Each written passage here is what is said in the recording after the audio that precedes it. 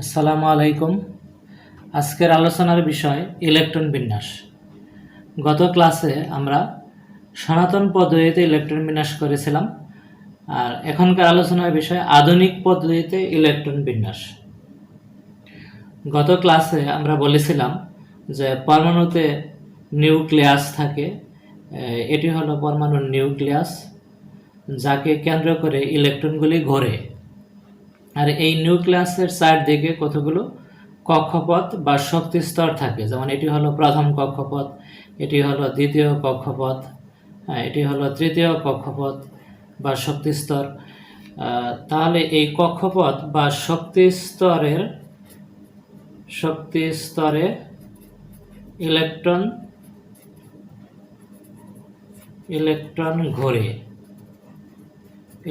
ঘোরে। এই কক্ষপথ বা শক্তি স্তরে ইলেকট্রন ঘোরে। আমরা সনাতন পদ্ধতিতে 18 পারমাণবিক সংখ্যাবিশিষ্ট মৌলগুলির ইলেকট্রন বিন্যাস করা শিখেছিলাম। 18-এর চেয়ে বেশি পারমাণবিক সংখ্যাবিশিষ্ট মৌলগুলির ইলেকট্রন বিন্যাস এই সনাতন পদ্ধতিতে করা সম্ভব না। 18-এর চেয়ে বেশি পারমাণবিক সংখ্যাবিশিষ্ট মৌলগুলির ইলেকট্রন বিন্যাস আধুনিক পদ্ধতিতে করতে হবে। আর সেজন্য আমাদের উপর শক্তি স্তরে ধারণা থাকতে হবে। এই প্রধান শক্তি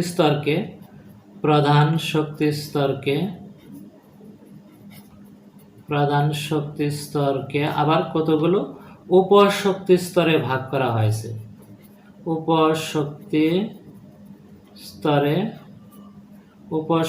স্তরে ভাগ করা হয়েছে। প্রধান শক্তি স্তরকে কয়েকটি উপর শক্তি স্তরে ভাগ করা হয়েছে। যেমন প্রথম প্রধান শক্তি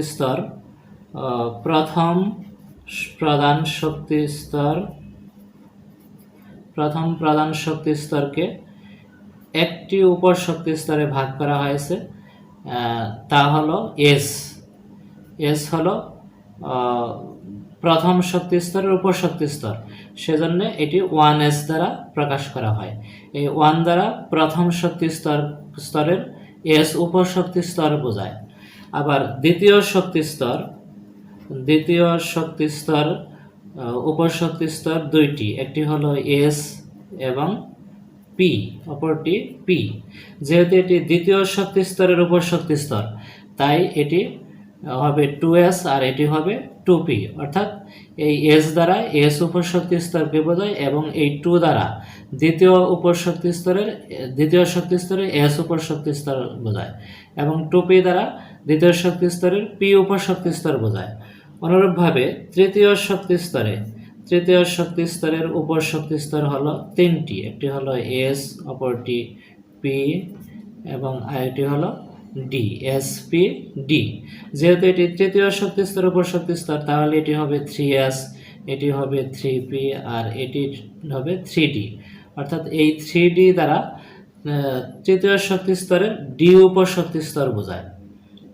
আবার চতুর্থ শক্তি স্তরের উপর শক্তি স্তর হলো 4টি, এস, তারপর পি, ডি এবং এফ।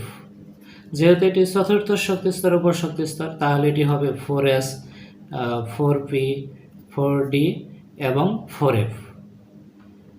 এখন শক্তি স্তরে অরবিটালের শক্তির ক্রম।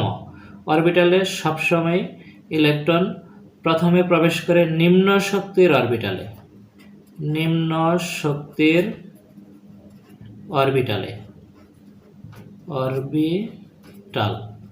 প্রথমে ইলেকট্রন প্রবেশ করে নিম্ন শক্তির অরবিটালে, এরপরে ইলেকট্রন যাবে উচ্চ শক্তির অরবিটাল।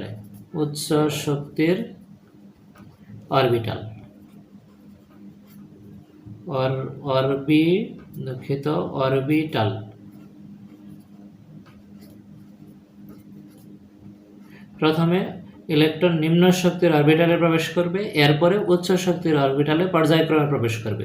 অর্থাৎ যে অরবিটালের শক্তি সবচেয়ে কম সেই অরবিটালে ইলেকট্রন আগে প্রবেশ করবে, এরপরে শক্তি যার বেশি সে যে উপশক্তি স্তরে সেখানে ইলেকট্রন যাবে, তারপরে আরেকটি আরও বেশি শক্তির উপশক্তি স্তরে প্রবেশ করবে। এভাবে পর্যায়ক্রমে অরবিটালের শক্তি নিম্ন অরবিটালের ইলেকট্রন নিম্ন শক্তি স্তর থেকে উচ্চ শক্তি স্তরে প্রবেশ করবে। ইতিমধ্যে আমরা জেনে গেছি 4 ধরনের উপশক্তি স্তর আছে। একটি হলো এস উপশক্তি স্তর, অন্যটি পি উপশক্তি স্তর, এরপর একটা ডি উপশক্তি স্তর এবং এফ উপশক্তি স্তর। এই 4 ধরনের উপশক্তি স্তর রয়েছে। এখন এই উপশক্তি স্তরগুলোকে আমরা প্যাটার্নে সাজাবো এবং সেটি হবে আমাদের অরবিটালের শক্তির ক্রম। তো এটি সাজানোর পদ্ধতি হলো, প্রথমে আছে এস। এই এসকে আমি 2 বার লিখব, এস এস। তারপরে এই এস এবং পি ডান দিক থেকে আমি 2 বার লিখব। প্রথমে লিখব পি এস, এই দুইটা, এরপরে আবার পি এস, এরপরে এই তিনটা এস পি ডি আমি ডান দিক থেকে বাম দিকে 2 বার লিখব, এস পি ডি, অর্থাৎ প্রথমে লিখব ডি পি এস, এরপরে হবে ডি পি এস। তাহলে এই তিনটি 2 বার লেখা হয়ে গেল। এরপরে আমরা 4টি অর্থাৎ এসপি ডিএফ, এসপি ডিএফ এই 4টা আমরা 2 বার করে লিখব। প্রথমে ডান দিক থেকে লিখতে হবে, প্রথমে এফ ডি পি এস, তারপরেরটা হবে আবার এফ ডিপিএস। এই 4টা দিয়েই আমাদের ইলেকট্রন বিন্যাস হয়ে যাবে, যে যতগুলি লিখেছি হয়ে যাবে। তাই এফডিপিএস আমি আর পুনরায় আশা করি তোমরা প্যাটার্নটি ধরতে পেরেছ। প্রথমে এই এস 2 বার লেখা হয়েছে, এস এস, এরপরে এই এস পি অর্থাৎ ডান দিক থেকে পিএস পিএস 2 বার করে লেখা হয়েছে, এরপরে এস পি ডি ডান দিক থেকে ডিপিএস ডিপিএস 2 বার করে লেখা হয়েছে, সর্বশেষ এই এসপিডি অর্থাৎ ডান দিক থেকে এফডিপিএস এবং পুনরায় এফডিপিএস হওয়ার কথা, কিন্তু এইগুলি দিয়ে সব মৌলিক ইলেকট্রন বিন্যাস করা সম্ভব, তাই এফডিপিএস আর দ্বিতীয়বার লিখছি না। এবার কোন অরবিটালের সর্বোচ্চ ইলেকট্রন ধারণ ক্ষমতা কত তা জানতে হবে। যেমন এস উপশক্তি স্তরের সর্বোচ্চ ইলেকট্রন ধারণ ক্ষমতা হলো 2টি। পি উপশক্তি স্তরের সর্বোচ্চ ইলেকট্রন ধারণ ক্ষমতা হলো 6টি। ডি উপশক্তি স্তরের সর্বোচ্চ ইলেকট্রন ধারণ ক্ষমতা হলো 10টি এবং এফ উপশক্তি স্তরের সর্বোচ্চ ইলেকট্রন ধারণ ক্ষমতা হলো 14টি। অর্থাৎ এসে 2টি, পিতে 6টি, ডিতে 10টি, এফে 14টি। অর্থাৎ এস উপশক্তি স্তরে সর্বোচ্চ 2টি ইলেকট্রন থাকতে পারবে, পি উপশক্তি স্তরে সর্বোচ্চ 6টি, ডি উপশক্তি স্তরে সর্বোচ্চ 10টি ইলেকট্রন থাকতে পারে, এফ উপশক্তি স্তরে সর্বোচ্চ 14টি ইলেকট্রন থাকতে পারবে। তাহলে আমরা লিখে ফেলি, এই এসে থাকে সর্বোচ্চ 2টি ইলেকট্রন, পিতে এসে সর্বোচ্চ 2টি ইলেকট্রন থাকতে পারে, পিতে সর্বোচ্চ 6টি, এসে সর্বোচ্চ 2টি, এই পিতে 6টি, এসে সর্বোচ্চ 2টি ইলেকট্রন থাকতে পারে, ডিতে সর্বোচ্চ 10টি, পিতে সর্বোচ্চ 6টি ইলেকট্রন, এসে 2টি, ডিতে 10টি, পিতে 6টি, এসে 2টি, এফে সর্বোচ্চ 14টি, ডিতে 10টি, পিতে 6টি, এসে সর্বোচ্চ 2টি ইলেকট্রন। এবার হলো এস এবং পি ডি এদের আগে দেখো, প্রত্যেকটার আগে একটি করে সংখ্যা আছে, যেমন 1s তারা প্রথম শক্তি স্তরের এস উপশক্তি স্তর বোঝায়। তাহলে এইগুলির প্রথমে সংখ্যা বসাতে হবে। এস যে প্রথমে যে এসটি পাবো সেটি হবে 1s, এটি 1s, এটা হলো 2s, তারপরে এস আছে এখানে, এটি হবে 3s, তারপরে এটা হবে 4s, তারপরে এটা হবে 5s, তারপরে এটা হবে 6s, এটা হবে 7s। এস এর প্রধান কক্ষপথ লেখা শেষ। এবার পিতে দেখো, এই প্রথম শক্তি স্তরে শুধুমাত্র এস অরবিটাল আছে। পি অরবিটাল শুরু হয়েছে দ্বিতীয় শক্তি স্তর থেকে।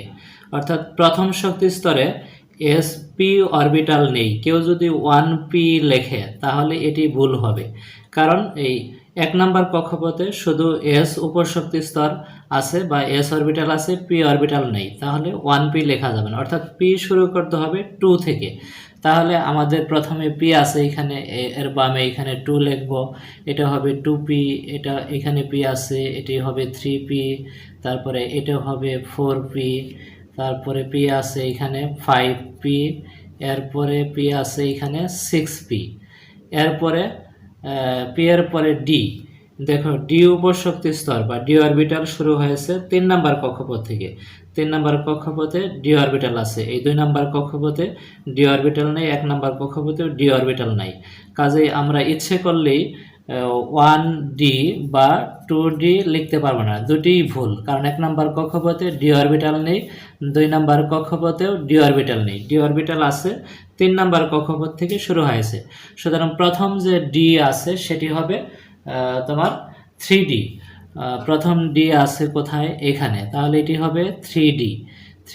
তারপরে d আছে এখানে 4d, এরপরে d আছে এইখানে 5d, এরপরে আছে f।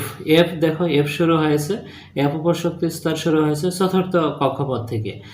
প্রথম, দ্বিতীয়, তৃতীয় কক্ষপথে f উপশক্তি স্তর নাই, তাহলে আমাদের প্রথম যে f আছে সেটা 4f থেকে শুরু করতে হবে। তাহলে f আছে কোথায়? প্রথমে f আছে এই যে এখানে প্রথমে f আছে, এটা হবে 4f। আশা করি এই বিষয়টি বুঝতে পেরেছো। এই বিষয়টি যদি বুঝতে পারো তাহলে ইলেকট্রন বিন্যাস তোমার জন্য খুব সহজ হবে। এই বিষয় বোঝা না থাকলে ইলেকট্রন বিন্যাস তুমি কিছুই পারবে না। তাহলে আমরা অরবিটালের শক্তির ক্রম পেয়ে গেলাম। অর্থাৎ এই আমি যে প্যাটার্ন লিখেছি এটি হলো অরবিটালের শক্তির ক্রম। অরবিটালে শক্তির ক্রম অর্থাৎ 1s অরবিটালের শক্তি সবচেয়ে কম। এই 1s অরবিটালে ইলেকট্রন সবার প্রথমে প্রবেশ করবে, এর চেয়ে শক্তি বেশি 2s অরবিটালের শক্তি এরপরে ইলেকট্রন এরপরে প্রবেশ করবে, তারপরে এই 2p অরবিটালের শক্তি বেশি, এরপরে 2s এ যাওয়ার পরে ইলেকট্রন যাবে 2p তে, তারপরে যাবে 3s এ। এভাবে পর্যায়ক্রমে আস্তে আস্তে নিম্ন শক্তির অরবিটাল হতে উচ্চ শক্তির অরবিটালে ইলেকট্রন প্রবেশ করবে। এবার আমরা একটি উদাহরণে যাব, যেমন সোডিয়ামের ইলেকট্রন বিন্যাস আমরা করব। সোডিয়ামের পারমাণবিক সংখ্যা হলো 11। তা আমরা দেখো এখানে 2টা ইলেকট্রন আছে, এখানে 2টা, 4টা, এখানে 6টা, 10টা, এখানে 2টা, 12টা। অর্থাৎ আমরা এই 3s এই পর্যন্ত আমরা লিখব এই সোডিয়ামের ইলেকট্রন বিন্যাস করতে গেলে। তো এখানে 2টা ইলেকট্রন হলে মোট 12টা ইলেকট্রন হয়ে যায়। যেহেতু সোডিয়ামের ইলেকট্রন আছে 11টি, তাই আমরা এই 3s2 না লিখে 3s1 লিখব, তাহলে 11টা ইলেকট্রন হবে। অর্থাৎ 1s2, তারপরে হবে 2s2, 2p6, তারপরে 3s, এখানে 2 না হয়ে হবে 1। তো গুণে দেখা এখানে 11টি ইলেকট্রন হয়েছে, 2টা 4টা ইলেকট্রন, এর 6টা যোগ করলে 10টা, আর একটা 11টা ইলেকট্রন। অর্থাৎ এটি হলো সোডিয়ামের ইলেকট্রন বিন্যাস। এরপরে অ্যালুমিনিয়ামের প্রতীক হলো Al, এর পারমাণবিক সংখ্যা হলো 13। অর্থাৎ অ্যালুমিনিয়াম ইলেকট্রন বিন্যাস। তাহলে আমাদের 13 পর্যন্ত ইলেকট্রন গণনা করতে হবে।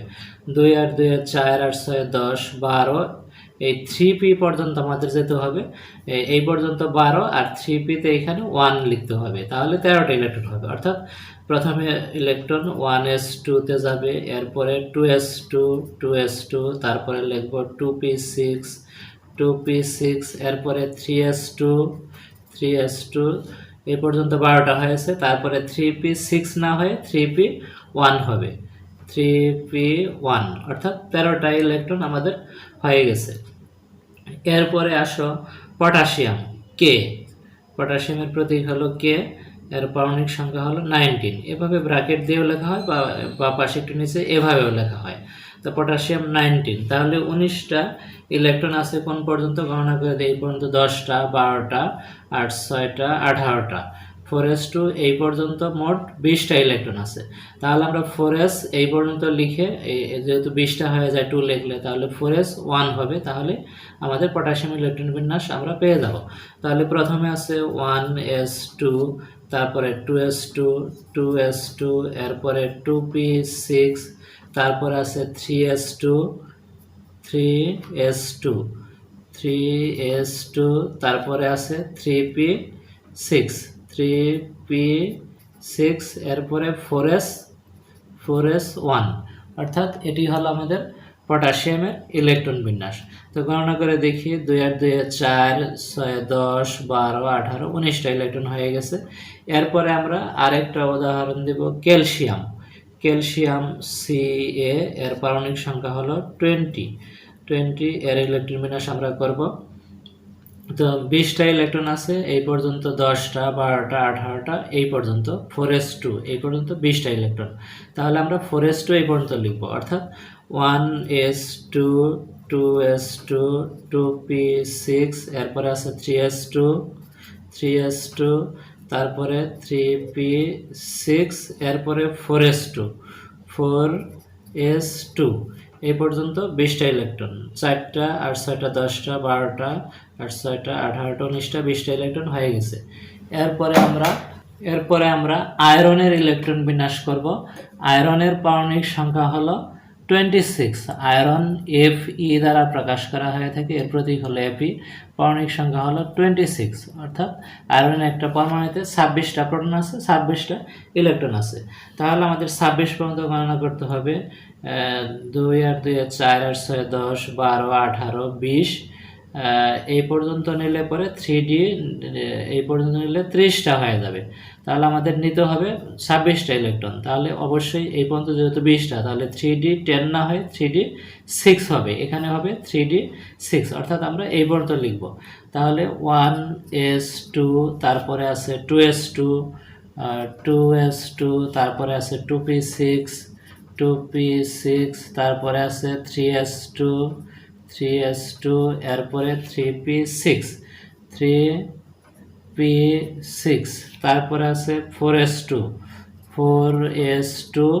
এরপরে 3D10 না হয়ে 3D6 হবে। আর যেহেতু 3 নাম্বার কক্ষপথের এখানে লেখা হয়েছে, তাহলে এখানে হবে 3D6, অর্থাৎ 3D 3 নাম্বার কক্ষপথের অরবিটাল। তাহলে এই তৃতীয় কক্ষপথেরগুলি একসাথে এখানে লিখতে হবে। তুমি এই 3D6 4s2 এর পরে লিখলেও হবে, তবে এভাবে লিখলে ভালো হয়। আশা করি আধুনিক পদ্ধতি ইলেকট্রন বিন্যাস বুঝতে পেরেছো। ধন্যবাদ সবাইকে।